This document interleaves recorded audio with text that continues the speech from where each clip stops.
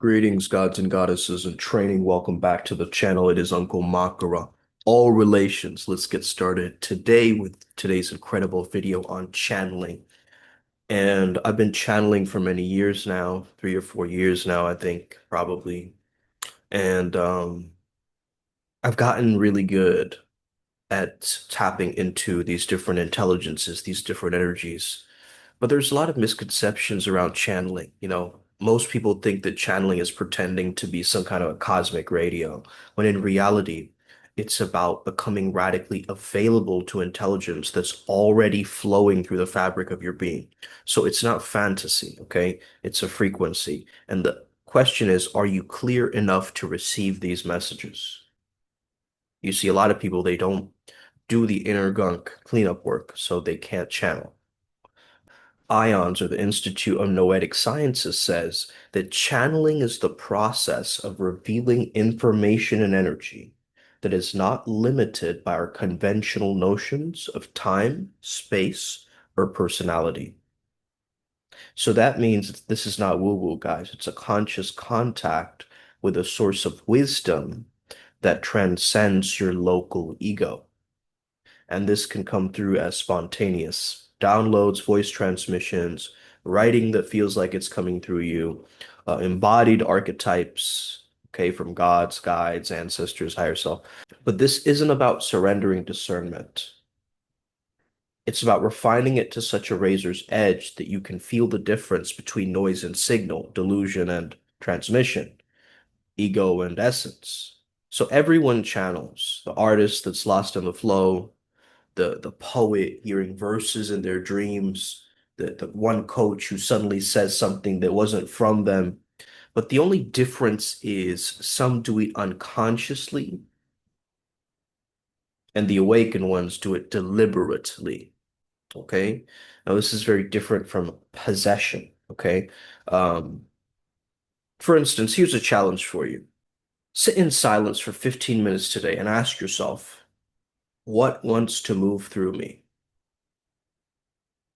Don't censor it. Don't overthink it. Just receive the information. Then you write, you speak, you feel, you move. The voice you're waiting for, it's already whispering. You've been too loud to hear it. Okay? All right, so this is about Rudolph Valentino's wife. It says every night Natasha would hold a seance calling forth help from the spirit world in her creative undertaking. So this is very interesting that he was tapping into these intelligences. Put together a little altar for me that I could bring with pictures of my kids, and I have these little special stones and healing stones and protection stones, and she has me wear a necklace and take these drops she makes, and I say all these mantras. So this is like about Giselle Bundchen, right? And she willingly calls herself a good witch and calls herself the Witch of Love. So she kind of bypassed it by saying like, oh, just because I like astrology doesn't make me a witch. However, at the same time, we notice that he's winning Super Bowls because of this woman's predictions and so forth. This is about actress Mae West. So she said when she was upset that no one had been able to come up with a script idea, she walked about her room summoning forces, and she would hear voices and images, and then the plot was revealed to her, okay? So this is very interesting because this is, she's willingly allowing these spirits to guide and write her scripts for her, okay, guys? One of Monroe's close personal psychics recalled how she would draw attention from the spirit world, asking for their guidance. Nothing like Sasha. She can do things that I cannot do when I'm in rehearsal. Of course, this is another example of alter ego from Beyonce. This is quite an interesting one by Alan Moore. He said, I decided I was going to become a magician, and all of a sudden the lightning bolt hit. It got a bit strange. For months, I was probably in a borderline schizophrenic state, he said. I found myself seemingly in conversation with an entity, its presence that surrounded my head, moving and speaking lucidly to me. I was very spaced out, God-struck. You babble for a while like an idiot. I must have been unbearable for 2 or 3 months. I've integrated that into the rest of my life. You channeling Christopher? Johnny Cash comes to mind? Yeah, a bit, yeah. Just try to encompass and allow myself, I'm almost the vehicle to channel the spirit of the character through. You channel the spirit of Malcolm. because I remember one specific time where, we went to Malcolm's speeches, and once you finished with the text, you kept on going. Right. And we I didn't say cut. right. We kept loading the camera. We kept loading the camera. And there were many times in that film where we all had to pinch ourselves because we thought we saw the reincarnation of Malcolm. It wasn't about impersonation, Try to capture the spirit. The spirit. And Denzel Washington said, Malcolm X, come into me, like he's doing invocation. That's theurgy. Basically what I did was got on my knees and sort of communicated with the spirits. And when I came out, I was in charge. Powerful scene. Powerful scene. I couldn't have acted that. You said, well, sure, Cheryl, I'm many different people. I said, no, Jack, you're channeling. All actors really hail from the early medicine men and the shamans in the villages pre-Christianity, where they would put on masks and act out, and really they were probably pretty crazy, but they would go in and find answers to questions. Today you're called psychotic if you do that, but it's all semantics. So what I would do is I'd put on Afro-Caribbean paint, like a white and black paint, and black out my eyes so I look like this sort of Afro-Caribbean voodoo icon. And then I would sew in bits of Egyptian artifacts that were thousands of years old into my costume and gather some onyx or tourmaline or something that was meant to have vibrations. And who knows if it works or doesn't, but for me it was an idea of like trying to stimulate my mind or trick my mind into believing I was this character from another dimension. So this one's about Leo. It says Leo's like a medium. He opens his body and his mind to receive messages coming from another person's life. And this was from the movie Total Eclipse, guys. This was from some director about Keanu Reeves, who said Keanu's a very complex guy with lots of demons in him. I mean, similarly, we have a quote by Johnny Depp that says the similar thing. So here's some common complaints around channeling. And this is my honest response to them, okay? It's just their imagination, okay? You think imagination isn't real? You scroll for hours consuming other people's imagination all the time, movies, ads, memes, and suddenly when someone dares to tune into a deeper signal from consciousness itself, now it's just imagination. Imagination is the interface between your mind, body, spirit, the soul and the nervous system. If you can't handle that, then you've outsourced your intuition to a world that profits off of your numbness. So you fear imagination because you've never used yours. Number two, they're doing it for attention. Of course they are, but you aren't. We're all out here trying to be seen, but the difference is they're willing to be a vessel for something bigger than themselves. While you're still performing your trauma, they're transmitting a frequency. You call it attention seeking. I call it resonance leadership, because maybe it's not their ego that bothers you. Maybe it's their presence reminding you of your own shrink-wrapped voice. It feels demonic or deceptive. Ah, yes, let's pull out a religious fear card, okay? Let me guess, anything outside your pastor's 2D interpretation is Satan, right? Let me break it down for you. You're not scared of demons, you're scared of your own unconscious. Because if you listened closely, that weird channeler is saying exactly what your soul's been whispering for years, but you were too programmed to hear it. Demons aren't in the transmission, you're in your reaction to it. So because, why do they always talk in a weird voice? Because they're in a different state of consciousness, genius. When your brain chemistry shifts, so does your voice, your cadence, your body. We've seen actors do this on cue, right? We accept it when it's Hollywood, but when someone does it in a sacred setting, now it's weird. What you call weird is what your soul calls foreign but familiar. So stop judging the messenger and just feel the message. They always say the same vague stuff. That's because you're trying to analyze a frequency transmission instead of feeling it. You want the logical step-by-steps. If you want logic, go read a textbook, right? Channeling is about resonance. You ever hear a mantra repeated over and over again? That's not laziness. That's entrainment. Some people have to bypass your logic to reach your nervous system. Your soul doesn't need new information, it needs a deeper integration. So everyone channels through archetypes. They're just copying someone else's style. Everyone channels through archetypes. That's the whole point. Hermes is not just a personality, it's a transpersonal field that you tap into. Do you hate on martial artists for all doing katas? Or, musicians for using the same scales? No. So why mock channelers for mirroring transmission styles? It's not mimicry, it's morphic resonance. You just don't know what you're looking at. There's no proof that it's real. You're asking for lab data on a mystical download? It's like asking a love song for GPS coordinates. You want proof? Then go sit in a room, close your eyes, and feel the field. Because not everything real comes with a receipt. Gravity existed before you even had a formula for it. So channeling isn't here to convince you, it's here to call you. It's a calling. It's not for everyone. And if you can't feel that call, then you're not tuned in, bro. You're just posturing from some frequency that you haven't earned yet. So channeling is very real, but it's misunderstood. Many actors describe accessing characters' voices or inspiration that just comes through them, right? And I was watching this video of these guys, they were demonizing this, actors using channeling and so forth. It accidentally affirms the phenomenon of channeling as real, though, as real, effective, and transformational.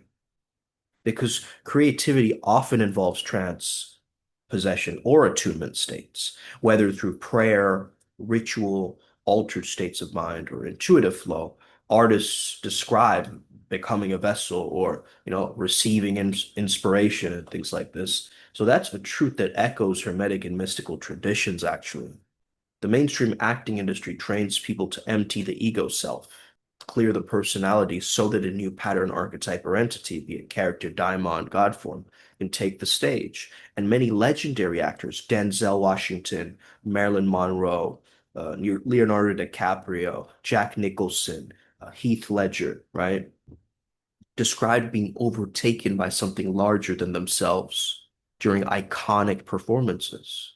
So whether you call it method acting, muse, flow state, possession, it's real. It works.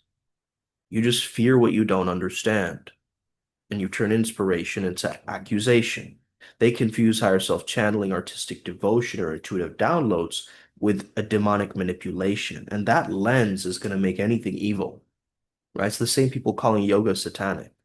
That's like mistaking a rocket launch for an exorcism.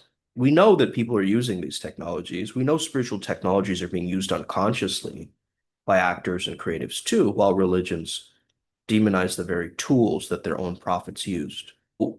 Automatic writing, trance states, and character invocation are not inherently dark. They're tools, they're very powerful ones, and they depend entirely on intention, discernment, and energetic hygiene. A lot of people make content to warn others, like this is a warning, but really, what you have to understand is the veil between spiritual creative realms is very thin, it's permeable, and it's always active in great art.